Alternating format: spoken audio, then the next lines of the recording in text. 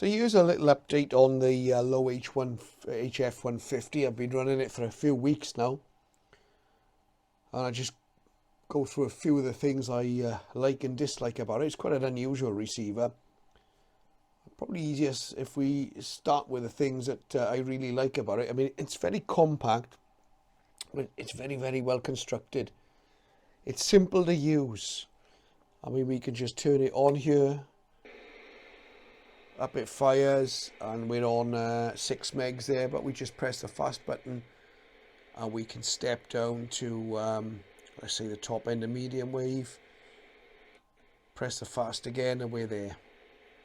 Okay, and it tunes through in AM. It tunes through quite nicely in nice steps, not too fast, not too slow, just ideal if you're spinning through the band. Sounds like we've got a Dutch pirate station there on the top end of medium wave. This is connected up to my Wellbrook loop outside in the garden.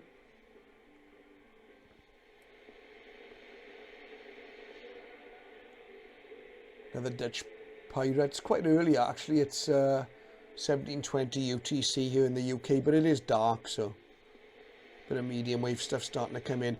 And that's another big plus point of this little radio. I find it brilliant. It's brilliant on medium wave. Really, really good. Doesn't pick up much noise. It may help that I've been running it off AA batteries rather than a mains adapter.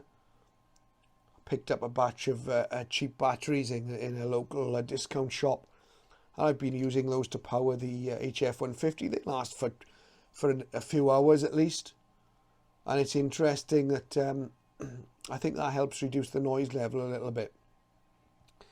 So it's a nice receiver on AM, good audio quality. I'm not that impressed with the synchronous detection, but it does work. I've never found synchronous detection to make a massive difference. The best AM sync detection I've ever seen is in my Drake R8B. But it does work in this. Now, we come on to a few of the things that I don't like about it. Now, I've got the camera on the radio, obviously, and I've got a light behind the camera. But you can see that the display is on. The light is on in this room as well, but I'll just turn off the additional light. And you can see the display is not illuminated, okay? Now, if you're in a reasonably lit room, that's okay.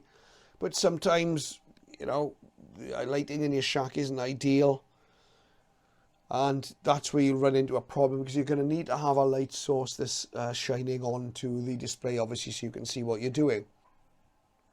Secondly, there's no S-meter. Not so much of an issue. I think the backlighting is more of an issue. But it would have been nice, and it really sure it would have cost them anything to add a little S-meter in the LCD display, but there isn't one, so that's that. Now, the bigger shortcoming, and I'll just show you, if we go up to an amateur radio band, let's try 40 meters. We'll go to 7.2. So that was quite easy to get up there. We were in AM mode. And we're on an AM broadcast station there. Look, on 7205. I'll now switch modes. So I'll hit the mode button. And I'll go into LSB. Okay, so we're now in LSB. The tuning rate is extremely slow in sideband. Nice and clear on SSB when you get there, but it's a very, very slow tuning rate, and there's no way of speeding this up.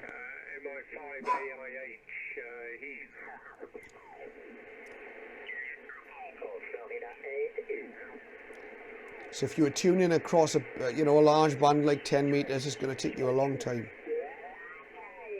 and there's no way of speeding it up. You can hit the fast, but that's taking you down in 100 kilohertz, up and down in 100 kilohertz steps. So it's no good when you're tuning through the amateur band. Just to get back to the amateur band itself, now we're in SSB mode. You can see it's quite laborious. So that's a little feature which isn't so easy to forgive. I can live without the S-meter. I'd really like a backlight. Now, I guess it's possible to mod one of these, but from what I've read, it's not that easy. I think there was a later model, an HF-150 Europa, which did have backlighting. and I can well see the appeal of that. But overall, I think if you want a good basic shortwave listeners receiver, particularly if you're mainly into the broadcast bands and the slow tuning rate on SSB isn't going to bother you too much, then this is a brilliant little receiver. It's so easy to use, and if you're interested in medium wave, particularly the lower bands, it works really well. If I were to step down, let's have a little quick listen to long wave. Not likely to hear an awful lot. And we'll go, oh, we didn't quite go down, did we? 1.9. Let's go down to 2 and hit that. I think we need to get back into AM mode. Okay, and we'll see if we can hear anything on long wave.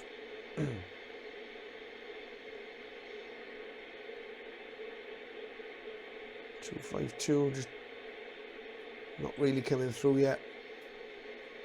But we will hear, of course, BBC Radio 4 and 198.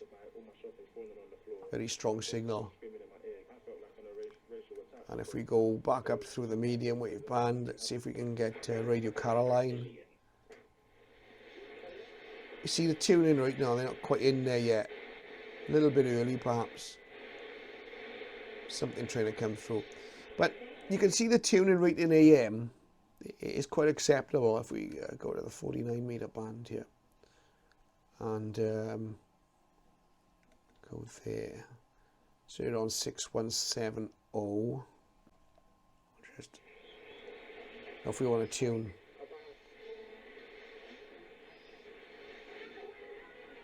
Down through the band. And the steps seem quite natural in AM mode. Now obviously you can speed things up by tuning faster, but I don't see much of an issue on AM mode tuning.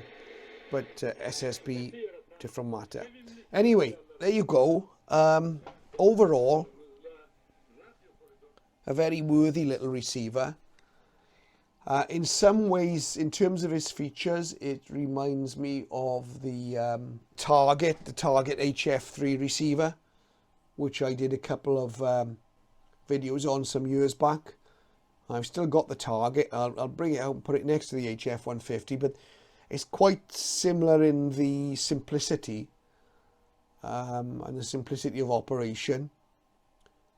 But I don't remember the Target being anything like as good on medium wave as this HF-150, and it's certainly not as well constructed. It's not as robust. It's in a plastic case, whereas this is in a metal or aluminium housing, and it certainly looks like it would take a few knocks, whereas the Target might not. But in terms of the market they were appealing to, I guess it was a similar market between the HF-150 and the Target HF-3. So I'll leave a link to my HF-3 video, and you can see the similarities and the differences, but it's quite a lot of similarities. And there'll be some more videos of this receiver in action coming soon. But I'll also show you how I got on with the realistic Radio Shack DX394 as well, which I bought at the same time as this HF-150 and kind of dates from the same era. So hope you found that interesting. If you've got any views, if you've got an HF-150, perhaps you disagree with me. But it's a question with me with this receiver. Is this a keeper or will I sell it on? And I'm not quite sure yet. I would miss its medium wave capabilities. I think it'd be a great medium wave DX machine. But like I say, the SSB tuning and the non-backlit display, those are the minus points for me. Anyway, thank you for watching. We'll catch you in another video again soon.